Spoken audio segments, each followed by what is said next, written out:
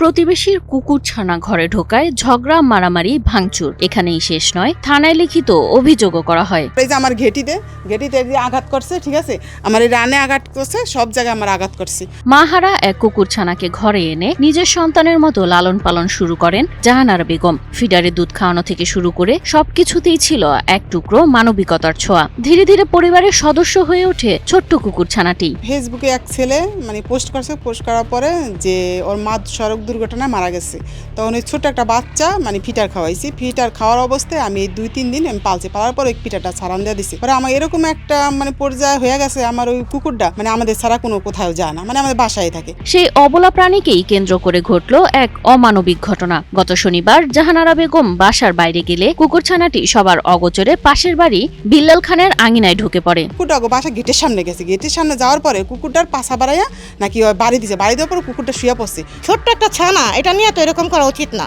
ঠিক আছে, বাচ্চাটার মা নাই, এটা স্বাভাবিক ব্যাপার, ওনারা এটা করা উচিত হয়নি, এটা ওনারা অনেক বাড়াবাড়ি করছে।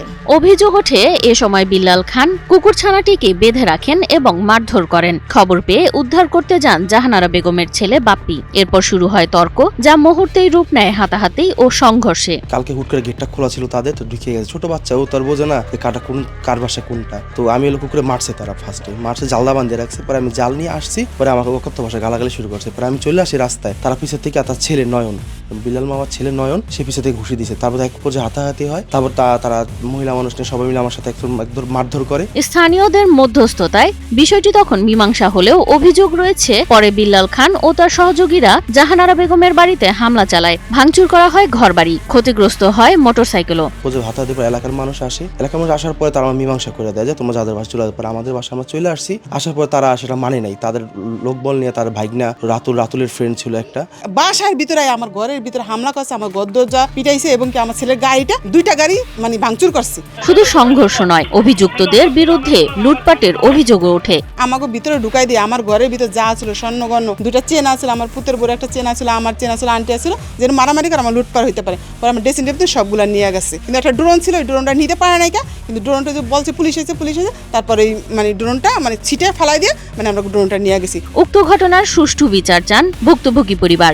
আমি এটা সূক্ষ্ম বিচার চাই, কারণ একটা কুকুর নিয়ে যদি এতটুকু হারাইতে হয় আমাদের, তাহলে এখানে আর কিছু বলার নেই। আমি সূক্ষ্ম বিচার চাই। যদি আমরা অন্যায় করে থাকি আমাকে বিচার করবে, কিন্তু আমি সূক্ষ্ম বিচার চাই। এটা আমার ছেলের যে আঘাত করছে, বাড়ি দিছে বা ছেন্দা কোপ দিছে না জানি না, কিন্তু আমার ছেলের আঘাত করছে, আমার বাড়ি আছিল না।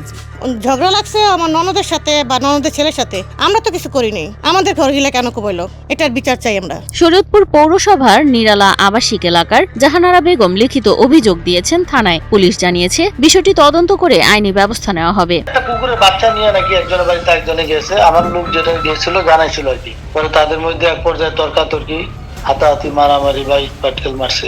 এতে ইনজুড আর হয়েছে কিনা ওইটা তেমন কিছু বলেনি। ওইটা তারা অভিযোগ দিলে আমরা ব্যবস্থা নেব নি।